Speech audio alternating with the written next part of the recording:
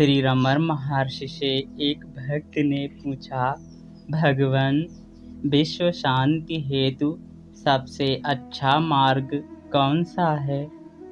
विश्व क्या है? शांति क्या वस्तु है? तथा कार्यकर्ता कौन है? सुषुप्ति में जगत नहीं होता, जागृत में ही वह तुम्हारे मन का प्रक्षेपित आकार ग्रहण कर प्रकट होता है। इस कारण जगत विचार मात्र है। अशांति का अभाव ही शांति है।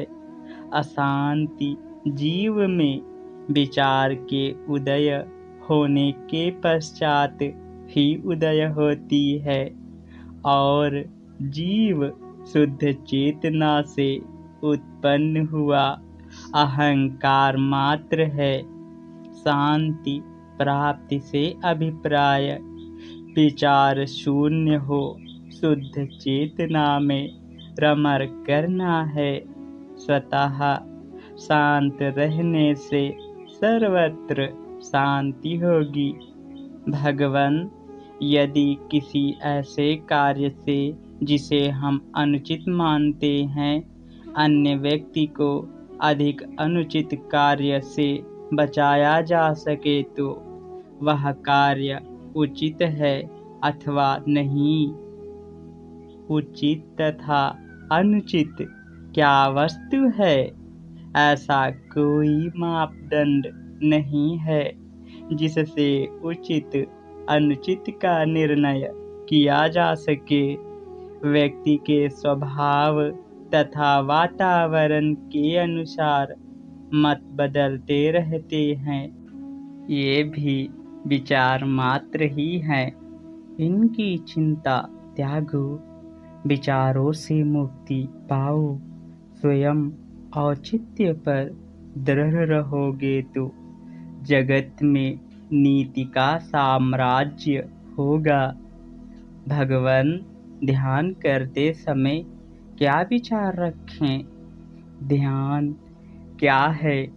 यह विचारों का निष्कासन है। विचार निरंतर आते चले जाते हैं तथा तुम इससे व्यग्र हो उठते हो। एक विचार को पकड़ लो जिससे अन्य विचारों से मुक्ति मिल जाए। अनवरत साधना से ध्यान हेतु मानसिक बल मिल जाता है। ध्यान साधक की प्रगति के अनुसार बदलता रहता है। यदि साधक ध्यान में समर्थ है तो वह विचारकर्ता पर दृढ़ता से स्थिर हो जाता है और विचारकर्ता सहज भाव से निज स्रोत में अर्थात शुद्ध चेतना में डूब जाता है। विचार कर्ता को ग्रहण करने में समर्थ न होने की अवस्था में साधक को ईश्वर पर ध्यान केंद्रित करना चाहिए।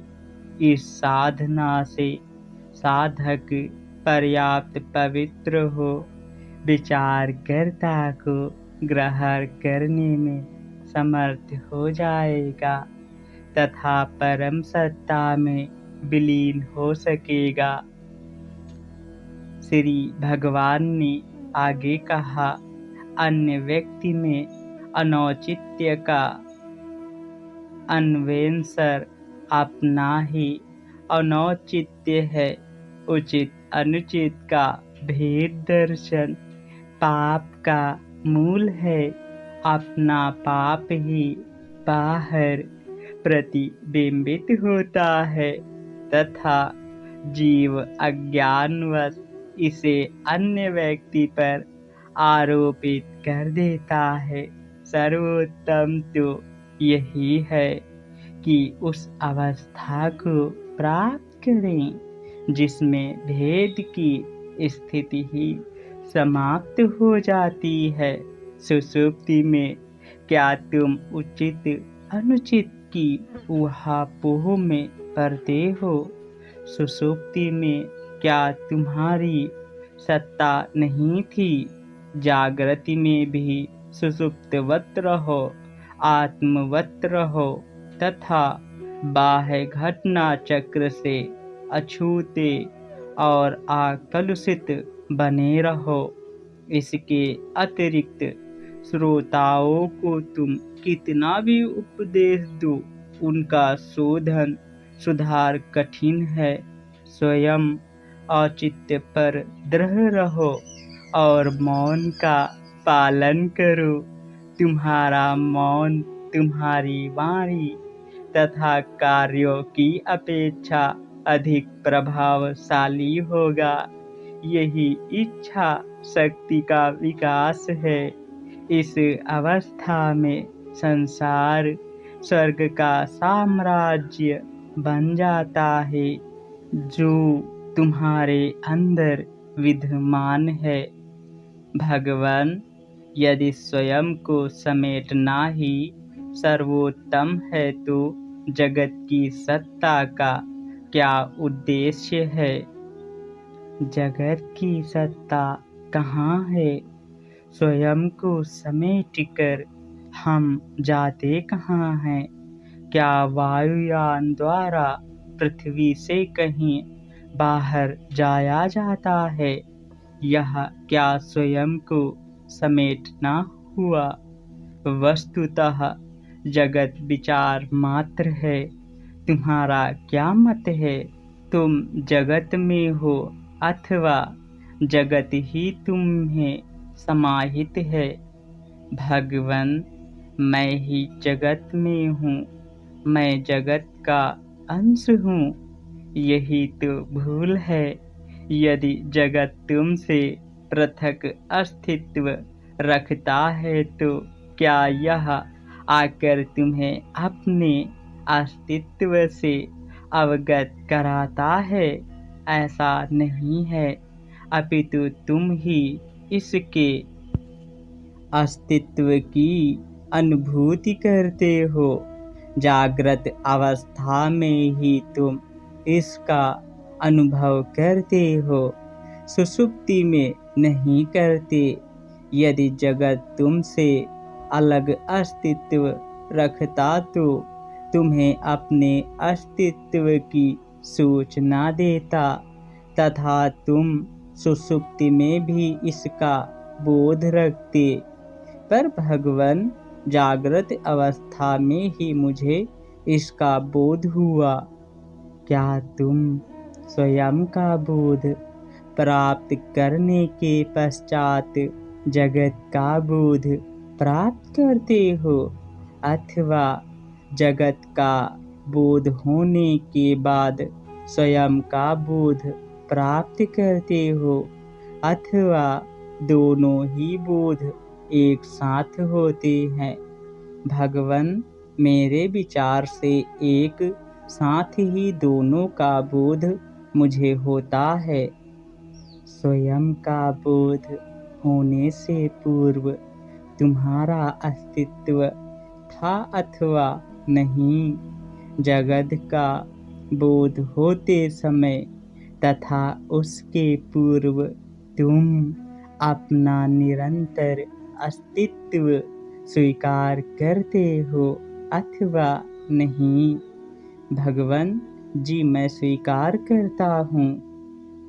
जब तुम सर्वदा अस्तित्ववान हो तो जगत का आत्मा से पृथक अस्तित्व होने की दशा में तुम सुषुप्ति में इसका भान क्यों नहीं रखते? भगवान, मुझे स्वयं का तथा जगत का भान साथ ही होता है, तो तुम्हें स्वयं का भान होता है? यह बताओ, किसे किसका भान होता है? क्या आत्माएं दो हैं? नहीं भगवान, दो आत्माएं नहीं हैं। तो तुम्हें ज्ञात हुआ कि बोध की क्रमिक अवस्थाएं मानना भूल है। आत्मा सदैव बोधयुक्त है। स्वयं को दृष्टा मानने पर आत्मा दृश्य का दर्शन करती है। दृष्टा दृश्य की सृष्टि ही जगत की सृष्टि है। दृष्टा दृश्य की सृष्टि शुद्ध चेतना में होती है। चलचित्र में तुम्हें पट पर चलते चित्र दिखाई देते हैं। चित्रों में एकाग्र होने पर तुम्हें पट का बोध नहीं रहता। तथापि पृष्ठभूमि के पट के बिना चित्र दर्शन संभव नहीं। जगत का प्रतीक चित्र है तथा चेतना का प्रतीक पट। चेतना शुद्ध है, यही आत्मा है जो नित्य तथा अपरिवर्तनशील है। दृष्टा दृश्य से मुक्त हो जाओ तो शुद्ध चेतना मात्र शेष रह जाएगी। भगवान, यदि शुद्ध ब्रह्म का अर्थ ऐसा नहीं था तो ईश्वर रूप ग्रहण कर उसने जगत को व्यक्त क्यों किया? तुमसे क्या ब्रह्म अथवा ईश्वर ने ऐसा कहा?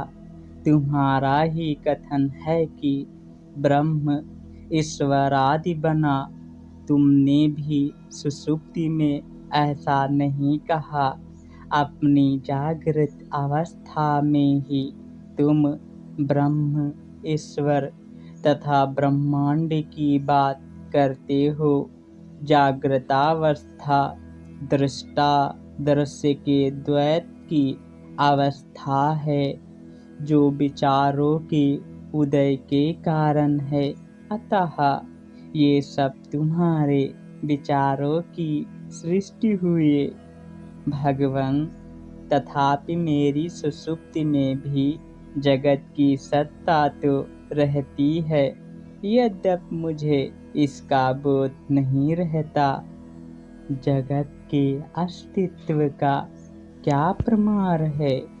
महर्षि, अन्य व्यक्तियों को जो उसका बोध रहता है, क्या वे लोग तुम्हारी सुषुप्तावस्था में तुमसे ऐसा कहते हैं अथवा तुम्हें ही उसका भान होता है जो तुम्हारी सुषुप्तावस्था में जगत का अनुभव करते हैं? भगवान, वे नहीं कहते, किंतु ईश्वर को तो सर्वदा ही बोध रहता है। ईश्वर को जाने दो, स्वयं के संबंध में बताओ। ईश्वर से तुम अनभिज्ञ हो। वह तुम्हारी कल्पना का ही रूप ही तो है। वह क्या तुमसे पृथक है? ईश्वर वह शुद्ध चेतना है जिसमें समस्त विचार उत्पन्न होते हैं। वह चेतना स्वयं तुम ही हो। इस प्रकार ईश्वर स्वरूप तुम ही हो। ईश्वर शुद्ध चेतना के अलावा कुछ और नहीं है। हरि ओम तत्सत।